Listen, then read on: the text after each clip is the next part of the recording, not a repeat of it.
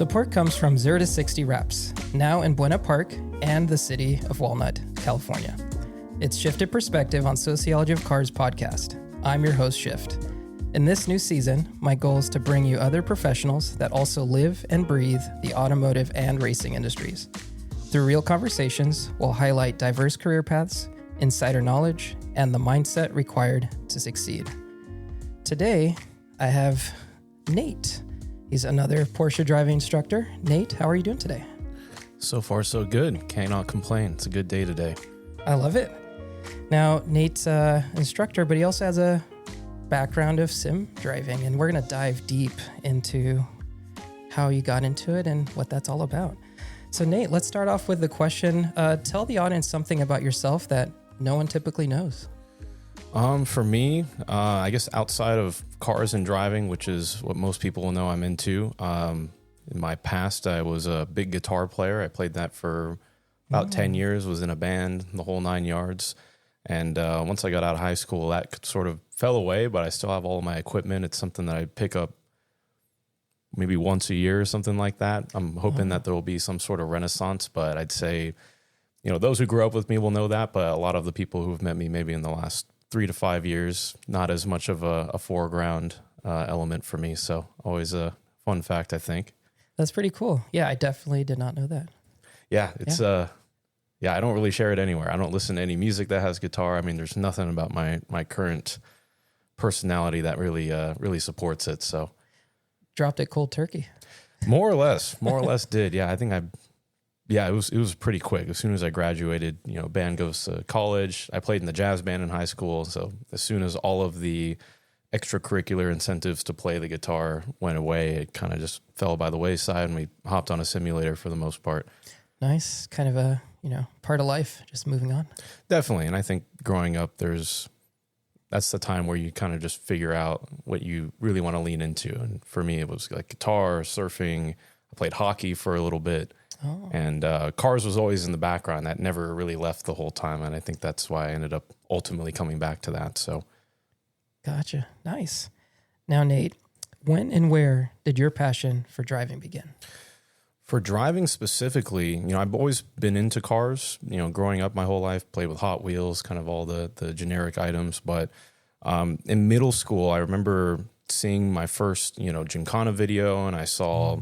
I started to see little bits of Formula Drift, and this was right around when the first Forza Horizon came up, speaking of that game. And off the bat, just watching like Von Gittin Jr., he had my favorite car, and, just seeing all the tire smoke, all the epicness of their driving, how close they were getting to each other. That was the first thing that drew me to driving more specifically rather than just cars themselves. And so immediately after that, I'd hop on Forza, try to build my own drift car, and finding little warehouse areas and seeing like what kind of cool things I can do. And that was sort of what sprouted it. Later on, I got into Gran Turismo a little more and joined like a drift team there, which was really cool. And nice. We do competitions with brackets and the whole 9 yards. And I heavily enjoyed it. I thought it was the coolest thing ever, even though I'm just sitting on my couch on a controller, talking to people you've never met before. But it's funny because it's not really what I do now, and it's not a specialty of my driving. But I would say that's kind of the infancy of it and what really drew me to it initially.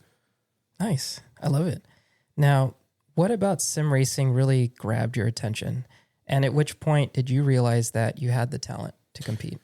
So, how did I start? I guess it really started with the video games, and as I leaned harder into the competitive aspect of it, this wasn't really any form of esports or anything. It's just some dudes getting together to drift online. But after watching it, and on Instagram and whatnot, I was like, all right, well, let me see if I can get a steering wheel, and rather than do this on my controller, like let's see if I can figure it out on the wheel. So I bought a Logitech like G27, I think is what they had at the time, and plugged it in my PlayStation and sucked really bad at it. And, it was hard to pick up at first because I couldn't slide the car. I would just spin or overcorrect. I'm just trying to give inputs based off of what I was seeing in the videos, and it was not coming together. And so that's kind of where it started. And then later on, kind of after graduating high school, I kind of got back into it with the F1 game. I started playing a lot of F1 2019. I played a lot of Project Cars 2, if you're familiar with that game at all. Yep. Yeah. And that was all on my Xbox. I was never a PC gamer growing up. It was always console stuff. So I started to try and attack like a lot of the leaderboards on the F1 game. And that was what first like ignited the competitive aspect in me. I remember I would sit down and just spend like 3-4 hours just blowing through turn 1 at Melbourne, like every single time. Maybe I figure it out once and now I blow through turn 2. It was a really brute force way of going about it. Definitely wouldn't recommend that to anyone. But I think that's where the initial drive started. And around this time, a lot of my driving friends were already into iRacing and whatnot. So once COVID hit, I got into that and slowly worked my way up to speed there. I would say what got me into knowing I could do esports, that really didn't happen until much later down the road, pretty much until I competed. It was one of those things where in 2023, Racing Prodigy put out their first ad. They were going to host their first sort of competitive event. And the idea of it was that the winner of that race would go to a real life driving competition at, Atlanta Motorsports Park. Mm-hmm. And the winner of that would go do a season of racing with Radicals. And so nice.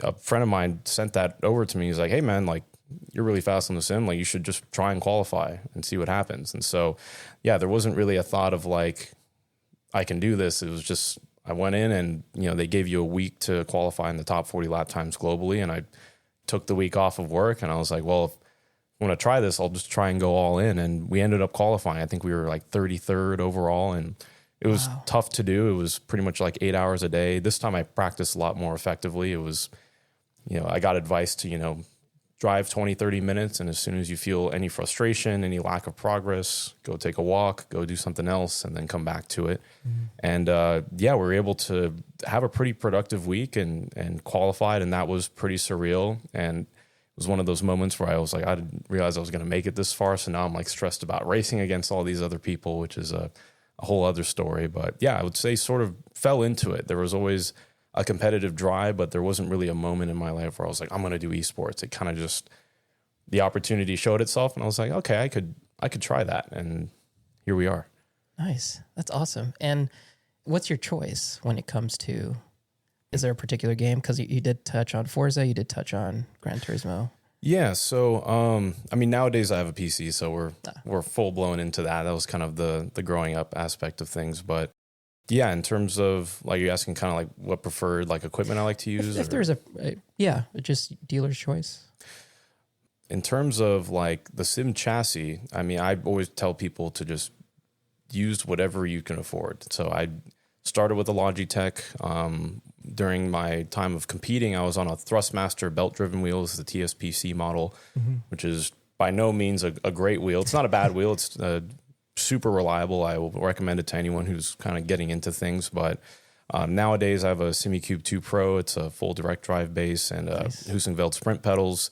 And I enjoy them quite a bit. It's been super reliable. I put it around a full 80/20 aluminum chassis, and it's been really, really good. I honestly invested in all this stuff with the idea of competing more. And it's funny because I did 2 stints of Racing Prodigy and then bought this equipment, and then I have not competed since, which I thought was really funny. But I enjoy having it. It's it's fun to drive on. It's nice to drive on. And, as you get to higher and higher levels of equipment in sim racing, you simply just get more fidelity in what the car is doing underneath you. And so, with the Logitech, there's a limitation, and the Thrustmaster, of how much, newton meters of force you can get. And that essentially determines, how much detail on the road you're going to feel. Because essentially if you turn into the corner, part of the wheel wants to resist you to simulate the load of the tire. But if it has simulated the load at its max, force that it can produce, and now you're hitting bumps and curbs, it won't be able to communicate those bumps and curbs to you at all. So I would say a lot of the earlier days of driving is a little bit of guesswork sometimes. A lot of competing with Racing Prodigy was like, okay, I need to remember the exact amount of steering degrees to make sure the car doesn't understeer and I can still get all the min speed I need and whatnot, where nowadays that's something you can feel more intuitively. But I am thankful for starting on the lower end equipment because it builds a sort of phantom feel. I feel like driving is really about using all of your senses and your intuition to get the most out of a car. And, in a real car, you're used to feeling things through your seat. You feel, you can hear things, you hear your tires, you can hear the engine. But in a sim, you don't really have much feedback. And, especially early on, you have a crappy Logitech wheel that gives you a little bit of vague feedback. And you have the monitor screen you're looking at that can sometimes tell you what the car is doing. You can, over time, develop a sense to like visually seeing the car yaw through the corner. And I find that sim racing helped me develop senses that in a real car you don't always really focus on because you have so many other sensations to have. And so, I've been able to do laps without any force feedback and still catch oversteer and do these things purely just based off of what I'm seeing on the screen. And I'm thankful for that. I think that's helped me a lot in being able to just jump into cars and figure them out in a short time span. I think the sim is a great tool on that front. Better tool than many people expect. I think it's gotten more credibility in recent years, but I still don't think it's enough. I think it's the not the golden ticket, but it's the best tool available in my opinion.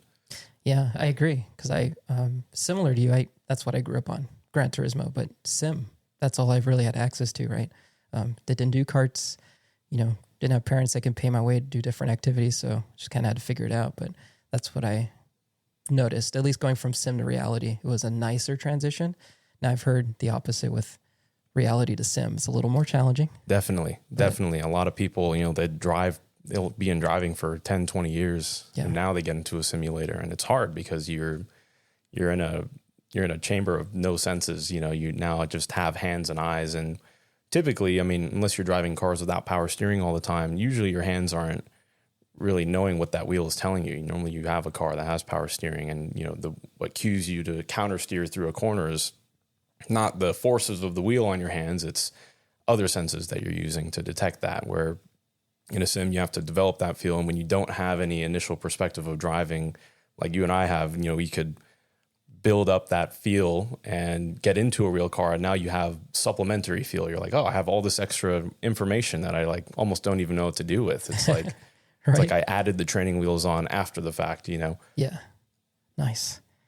Now, with many talents on esports, what did it take for you to become good enough? And what was your process during your skill development? So by the time I decided to compete, I already had a good amount of speed underneath me. A huge reason my friend recommended that I do it. He's like, dude, you're fast. Like, I think you can do this. Prior to that, it was a lot of using a tool called VRS, Virtual Racing School.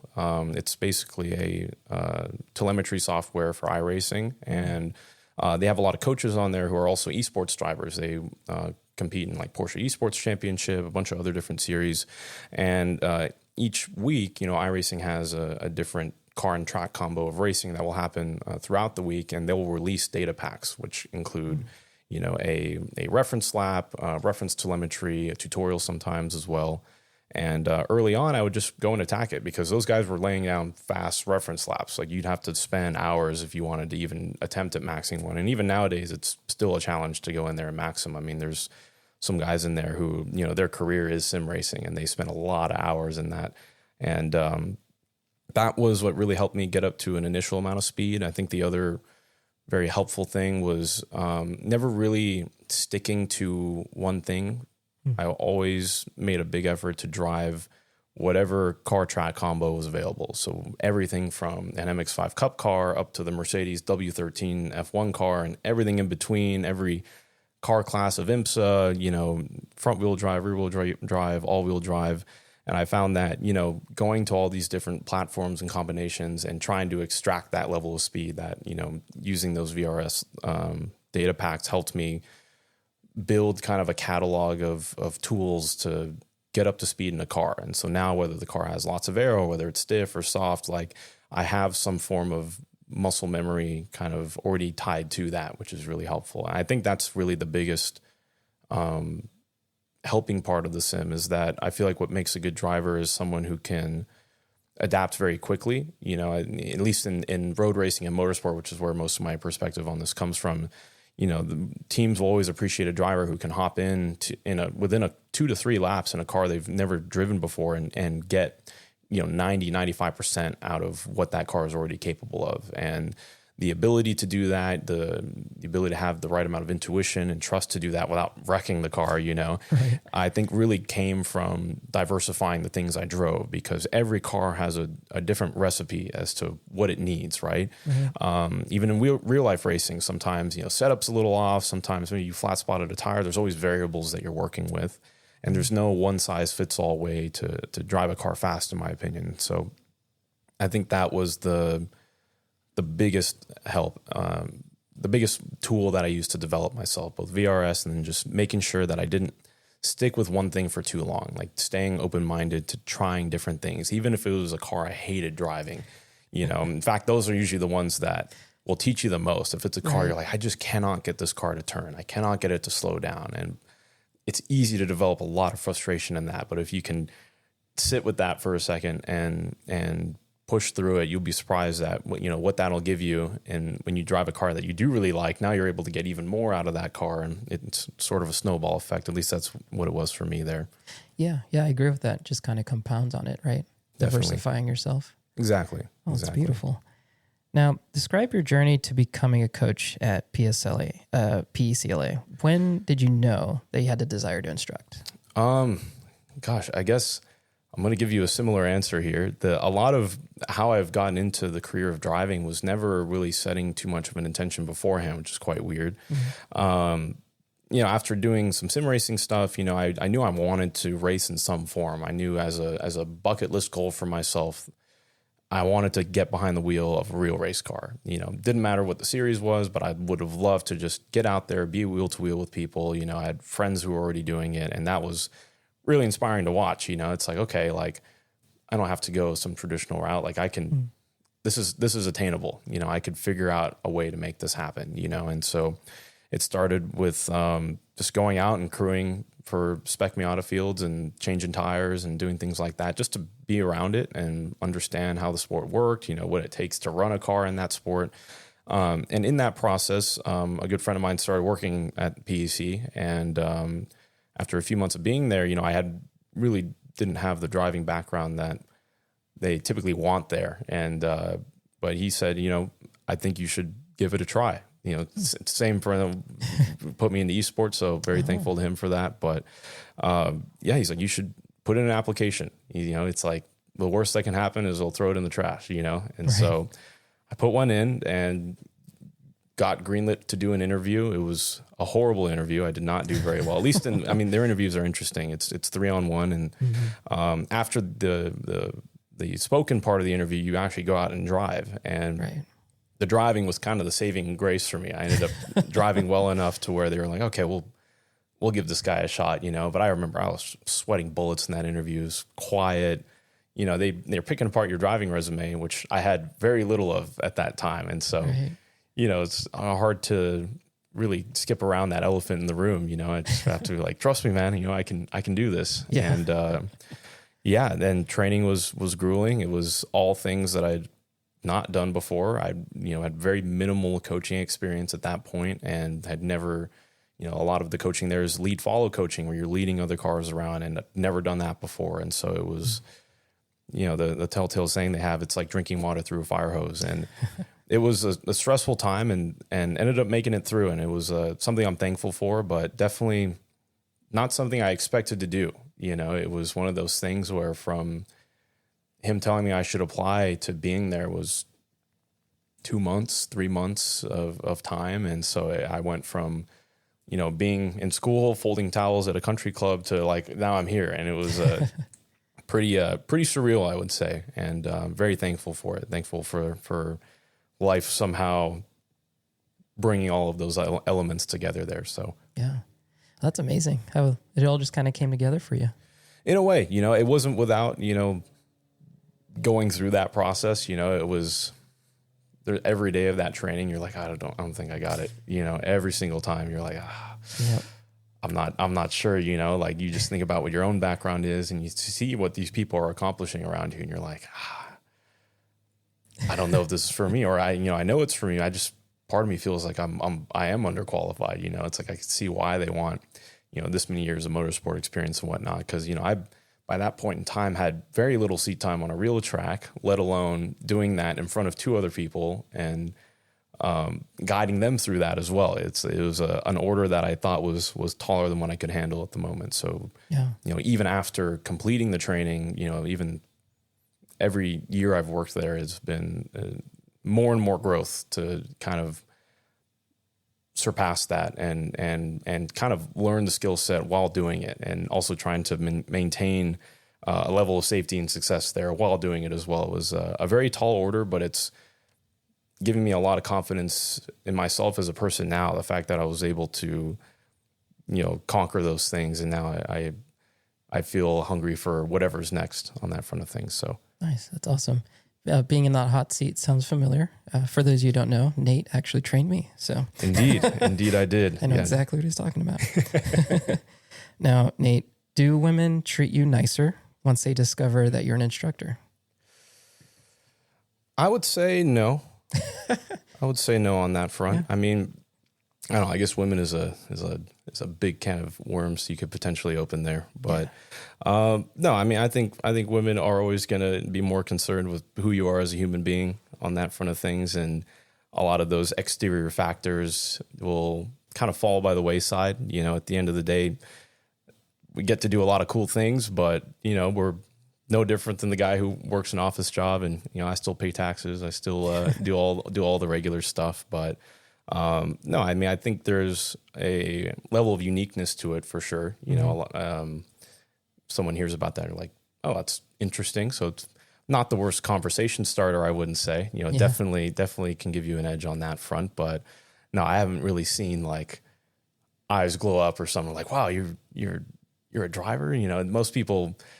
It's a niche thing to be into, I think I've seen people around, skew and say, "Oh, I'm a racer," and all of a sudden now like, "Oh, you're like Jeff Gordon." You're like, they think you're like pro, and right.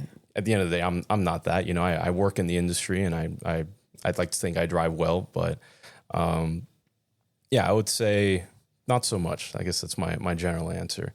Yeah, fair enough. Now, from your perspective, which skill sets transferred from the sim to reality, and which point did you first realize it? At which point? I'll start with almost everything, but I'll start with just the car control aspect of it. So, not only learning to like recover or understeer, oversteer, but learning to do that and keep forward momentum through a corner, and not letting those little losses of traction lose you lap time was something that you had to kind of do in the simulator. And I remember my first ever track day. I had a Honda S2000 at the time, and Nice. So did a buddy of mine, and we were on a very similar path of like we'd both done tons of sim driving, but hadn't really put it together on a real circuit. And we went to Streets of Willow, and I remember the first time I came through was at turn 2. We're going clockwise, so that first hairpin right, and I turned in, and I carried the brake a little long. Car got sideways, and I grabbed the throttle and caught it, and still set a good lap. And it was like this moment where I was like almost giggly because I just, we both got out of that session and we looked at each other like, dude, it's exactly the same. It's just like the simulator, and we were turning, I mean, this is way before they repaved this years and years ago, but I don't remember what lap times we were turning, but it was fast for us not really having had any experience on the track before. I think we both had a couple of seconds to find, but the fact that we could get out there and be comfortable with our cars, comfortable with oversteer, comfortable with the speed, I think was really down to the sim. I just copy pasted the muscle memory onto that, and there was refinement to be had. I will go back and watch those onboards now, and you can see I'm sawing at the wheel more than I need to. There's a lot of ghost inputs and little things I could continue to critique, but that was the first element that was very helpful. Later on, when I got into Spec Miata, I was able to win my debut race, which was nice. Unheard of, and I was racing against two drivers who both have championships under their belt, and so. The other element that helped a lot in from sim driving is racecraft. So understanding, how to deploy racecraft properly, long and short-term race strategy. How do you, make it really hard for someone to get around you while, sticking within the rules, being able to squeeze a car all the way to the edge of the track and only leave them enough room to carry, an uncomparable or what's a good word for it? an optimal driving line for them, create an optimal driving line for yourself, and learning to do that, being very close to people. You know, a lot of Spec Miata is bump drafting where you can't really see your braking zone for turn one. You're like kind of looking through the car ahead of you. Maybe you're trying to see when that curb on the right side starts, whatever that might be. And iRacing gave me a huge level of comfort with that because I had a lot of friends, you know, some of them with good amount of racing experience, and we'd hop into a session and all get up to a little bit of speed, and then we'd spend an hour just battling each other. Like, all right, let's all line up in a train. All right, 3, 2, 1, go. And then until someone wrecks or something like that, we just try to dogfight with each other and figure out what would work. And because there was never, you know, rules online or anything, you could experiment with tons of different things, you know, figure out when you're clearing, you can chop their nose off, figure out how close you really can squeeze someone to, you know, the outside of a corner down to the apex. You know, you can build a feel for how much space you really have through the corner if you're 2 wide, 3 wide. And so I was able to get into the real car, and same thing, having more peripheral vision and being able to hear a car next to you, which was not as common in the sim. You know, you get all this extra sensory feedback, and I had no problem like rubbing doors with people and folding mirrors and bump drafting. You know, I will not say that I didn't have to get used to it. You know, there was quite a few test days I did, you know, up until that race, you know, throughout probably the year before, just to get little bits of seat time. And in that, you know, I had some friends, you know, practice pushing me just to get an idea of what that feels like. It's an odd feeling, you know. It's one thing in go-karting, you know, feel someone hit you, but in a car, to feel someone hit your rear bumper, it's weird at first, you know. You usually when you feel that, you get out and you have to exchange insurance information and stuff. So, you know, there were some things to get used to, but I think that sim racing, both in the car control side and the racecraft side, allowed me to immediately find success very early on, which I don't think I would have been able to find had I not had all that practice before. So nice. That's awesome. Now, you've mentioned having an S2000. Now, simply put, why that car specifically? Was it an option that you had, kind of similar to how, well, it was there and I just chose it, or was that the go-to car for you? So it was a car that I definitely wanted, you know, growing up, you know, alongside the sim racing. I was into like mountain driving and whatnot, and I always had front-wheel drive cars. My first car was a Hyundai Veloster. It was a non-turbo, had like 140 horsepower or something like that, but it was a 6-speed manual, so I learned to drive manual in that car. I learned how to heel toe in that car. After that, I had a GTI, I had a Mark 6 GTI that I, you know, used for similar purposes. And, you know, the whole time, you know, those were great little mountain cars, and they're reliable and could, you know, spend a whole night on the mountain and not have an issue. But, you know, in that, as you meet other people, you're like, these cars are not easy to drive, but, you know, they're safer in some ways, you know, especially in stock form. You know, they're not going to snap sideways on you. They're not really going to, they won't show your mistakes as easily. And so, you know, big talk of the time was like, you know, S2000, that's a car that'll teach you how to drive, you know, like that's a car that you need to know what you're doing, or else, you know, everyone talks, oh, snap over steer this, snap over steer that. I'm like, okay, well, you know, I've gotten pretty comfortable with these cars. Like, I want to try and drive something that's going to like force me to become better. And that was what really sort of drew me to the car. On top of that, it's a Honda. I knew it was going to be reliable. I knew it was going to be something that I could, you know, continue to rip around and not have to worry too much about, which was the case in owning it. And yeah, it was my first rear-wheel drive car. That was another big thing, is I wanted to tackle a different drivetrain and understand that a little bit more. And, you know, my understanding of driving at that point in time was a lot more basic than it is now. But I kind of knew that was something, whether it was that or any form of rear-wheel drive car, that I wanted to get into something like that to just build up my skill set more. And it definitely helped. You know, that's a car that forces you to understand how to balance the car with the pedals properly, you know, and shows you the do's and don'ts of driving a lot more than the Veloster or the GTI did. Nice. That's awesome. That's 2000's on my one-day bucket list to own. I know they're so expensive now. I mean, I got in at a very good time. I think I bought mine at the end of 2018 for 18 grand or something like that. Had 38,000 miles on it. It was clean. It was Grand Prix white with the red interior. I mean, it was, that's nice, an immaculate car. And, you know, I ended up losing the car about a month before I started coaching at PEC. I'd had someone sideswipe me on an intersection, and sorry, I think it is what it is. In a way, it paved the way for me. It gave me some funds to be able to go racing. So I will say that car lives on in my career in some ways. Nice. But Yeah, I mean, I think insurance paid me like 26 for it or something like that. I mean, it was, and I had 90,000 miles on it at that point, and I tracked it and driven it to school and work, the whole 9 yards. I don't think I'll ever have that financial experience with a car ever again. But very few, yeah. If you can find a clean one and you got the funds for it, I love that car. You know, I miss it dearly. It's the one car of all the cars I've owned. That's the one where if I could pick one and have it back, I would have it, keep it in a garage, drive it on the track on a Sunday. I mean, the motor is amazing. The car feels amazing. The electric power steering was great. Shifter is great. I cannot say enough good about the car. It's if you ever get behind the wheel, you will love it. So nice. I recommend getting AP1 though. That's just my personal preference. Is that what you had, AP1? Okay. Indeed, it was 2001. Nice. Beautiful.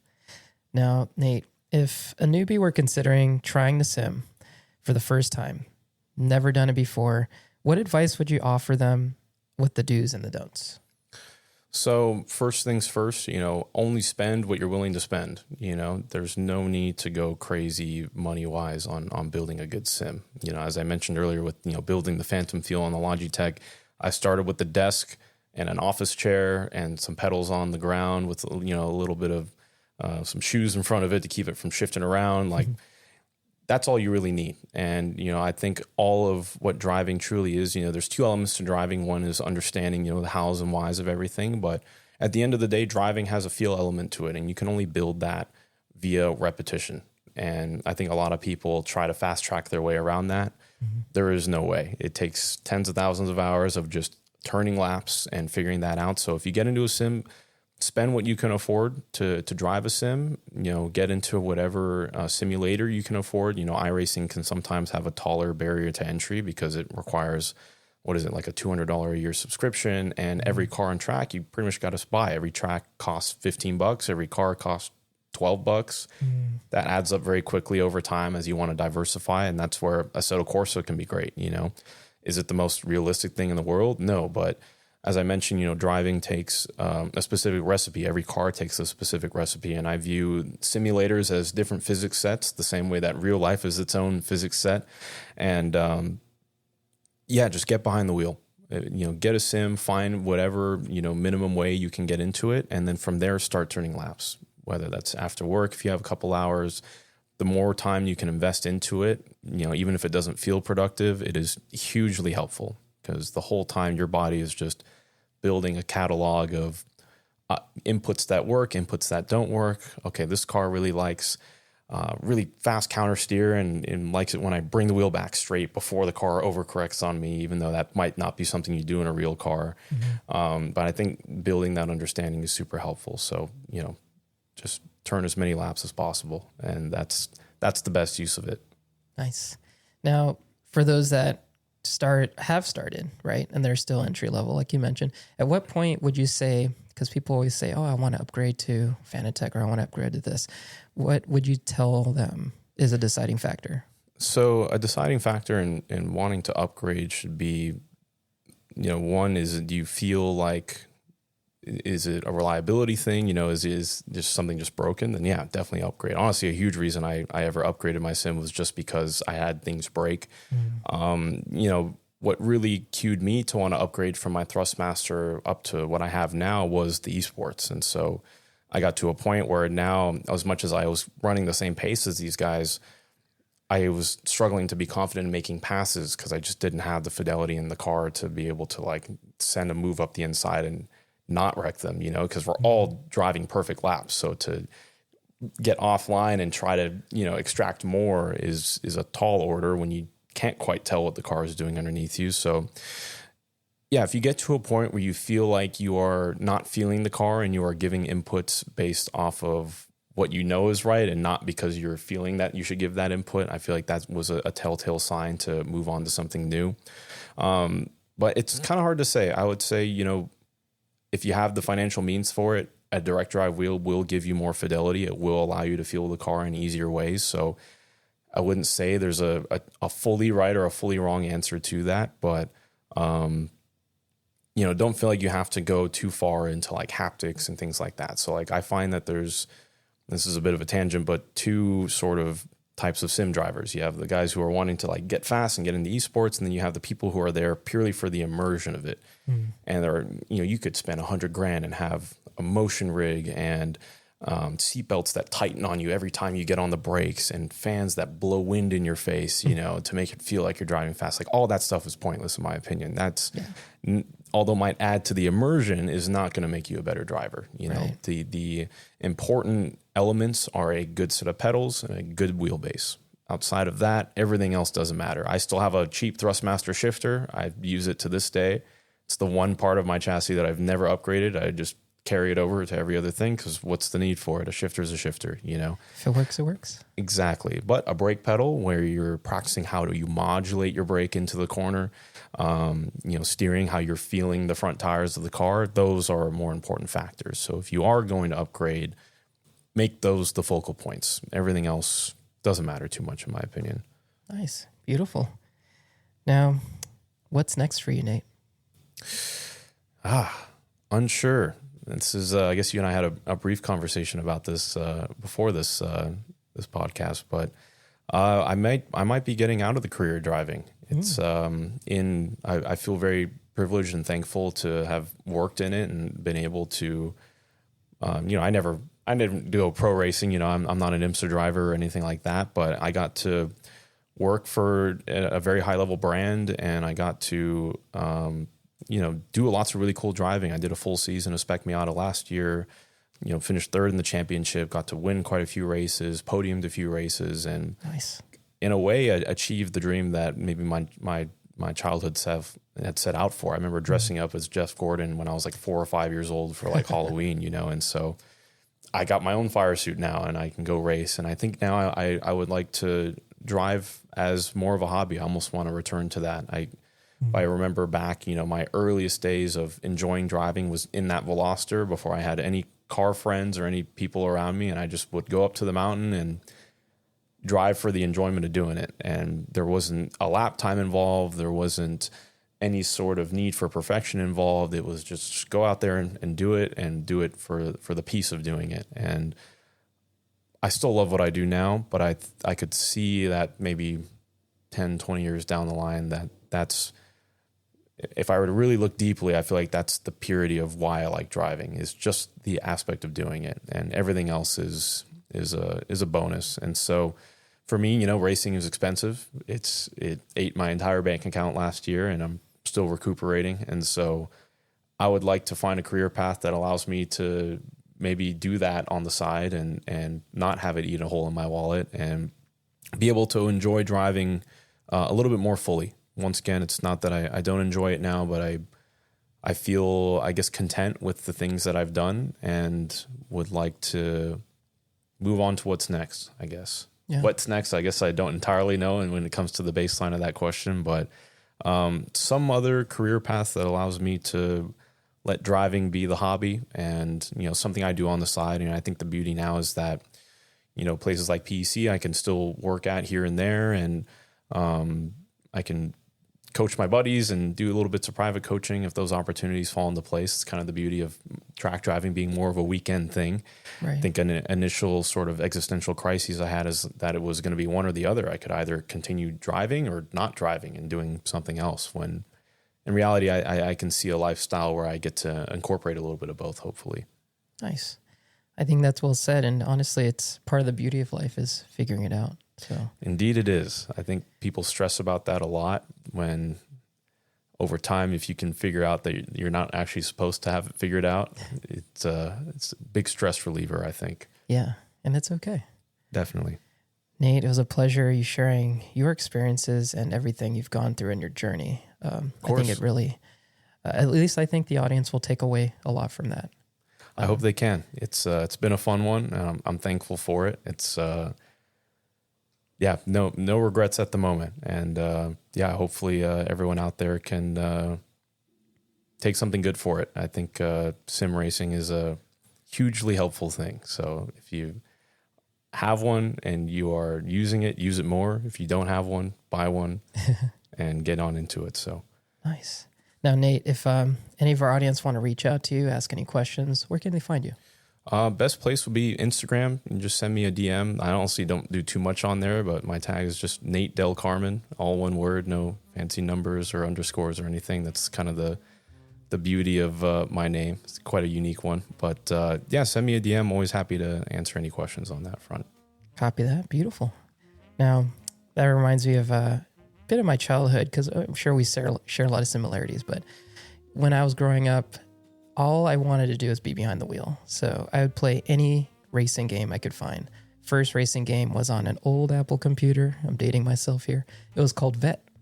And ever since then, I just got into everything. I think even Need for Speed had a Porsche specific game where you can race through time and progress as you go through it. And found my way to Gran Turismo. And I've been a big fan of them ever since. But like to what you said, I drove everything I could get my hands on, all the platforms, every engine configuration. It's really just about figuring it out, right? Even those cars that you can't stand driving, those are exactly the most to learn from. Shifted Perspective is produced by Sociology of Everything, supported by 0 to 60 Wraps, now in Buena Park and the city of Walnut, California. I'm your host, Shift. Please feel free to reach out to me on social media, found in the description, or email me at shift@sociologyofeverything. Together, we shift perspective, expand possibilities, and become insiders. Thank you so much for listening, and see you guys next week.